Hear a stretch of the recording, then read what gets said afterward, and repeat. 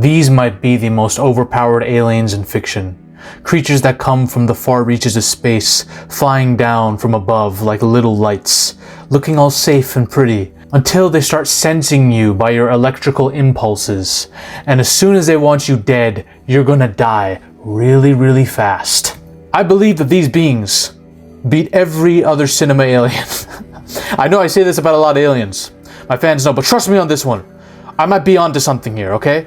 Because the movie The Darkest Hour, that came out in 2011, showcases some of the most disturbingly powerful beings I've ever seen. If they invaded Earth today, I don't think we'd survive very long.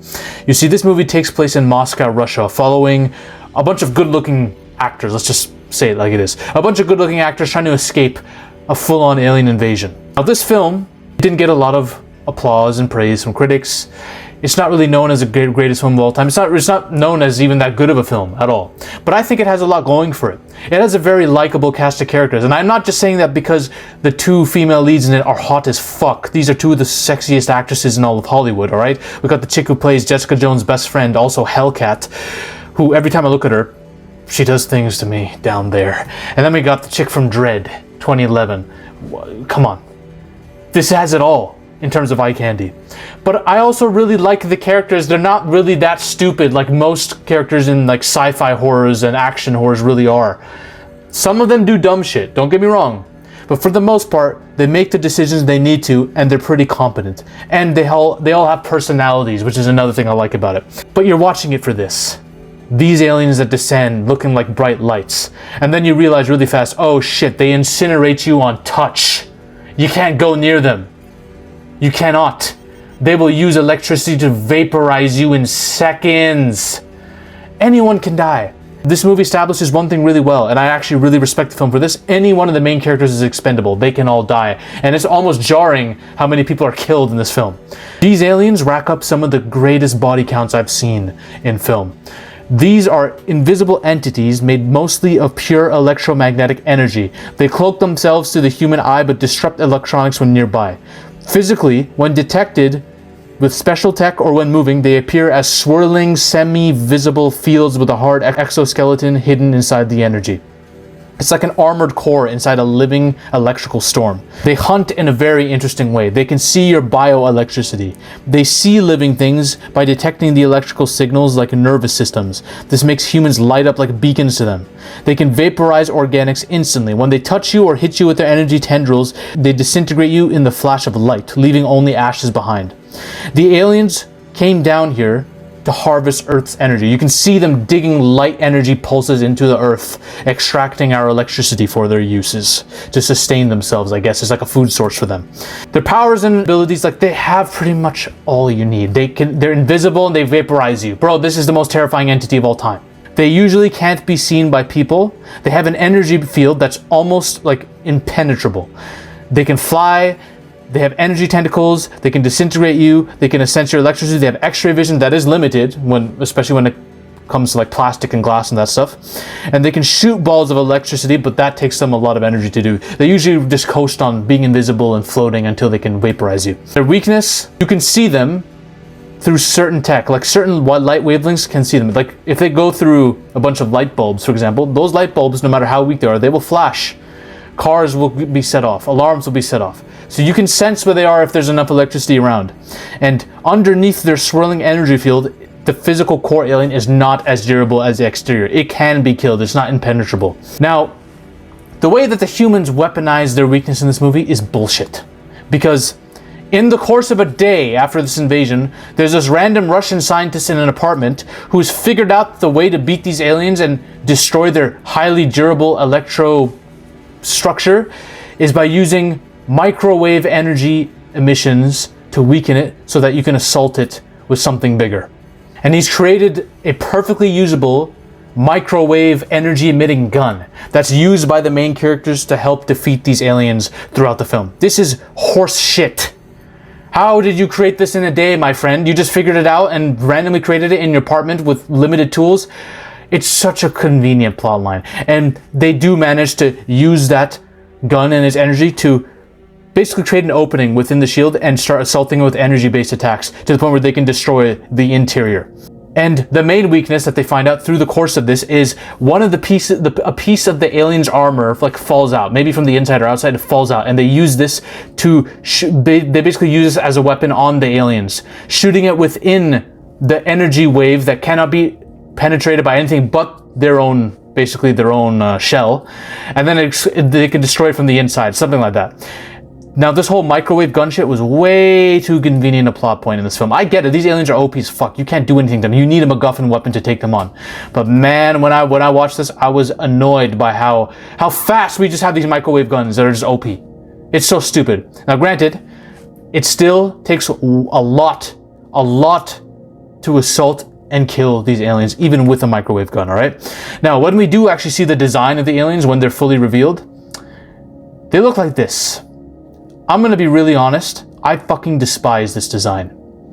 The way the eyes look, it just looks so cartoony and corny, it just looks stupid. This is what originally the concept art was going to be until it was scrapped. I don't know why it was scrapped, I don't know what person with the low IQ decided to make the decision. Hollywood is filled with idiots, I'm telling you. This design, this is like a Lovecraftian looking entity. It reminds me of like Cthulhu and an Arrival alien and a freaking Independence alien put into one. This is what it would look like in battle.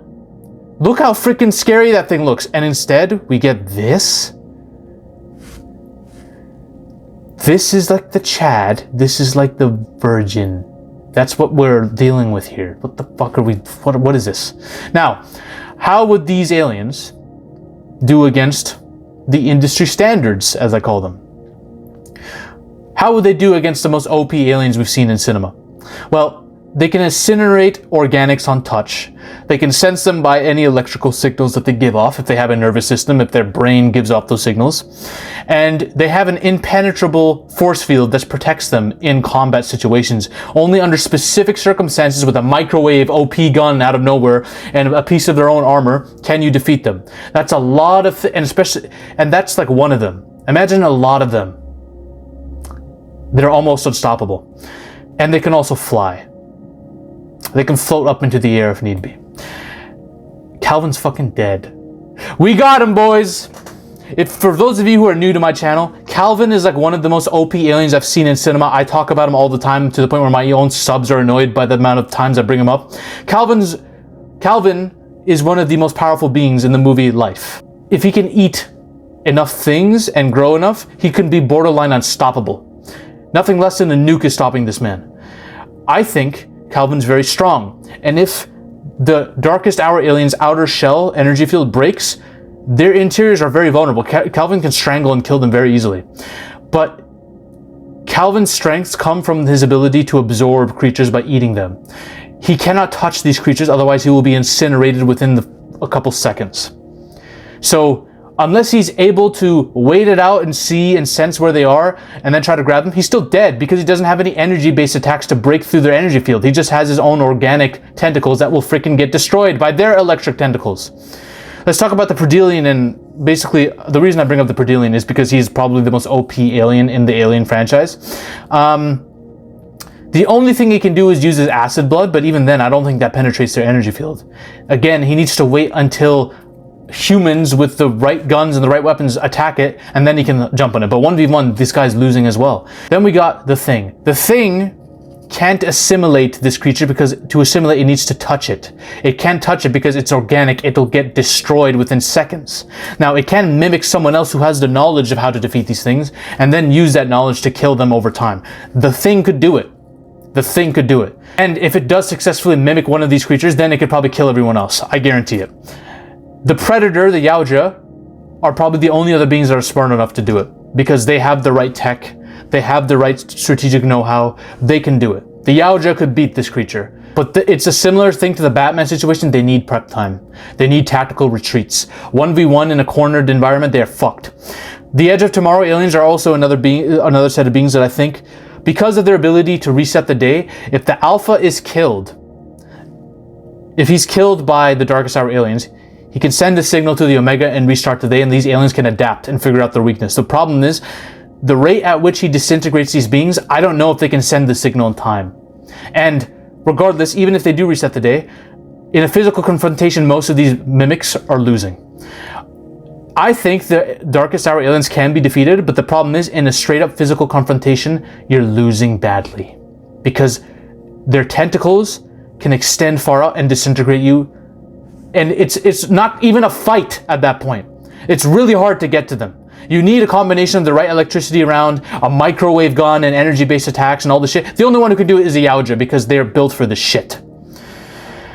Those are my thoughts on that, y'all. Those are the darkest hour aliens. I think they're very, very OP. I think they might be the most overpowered aliens in fiction in a 1v1 battle.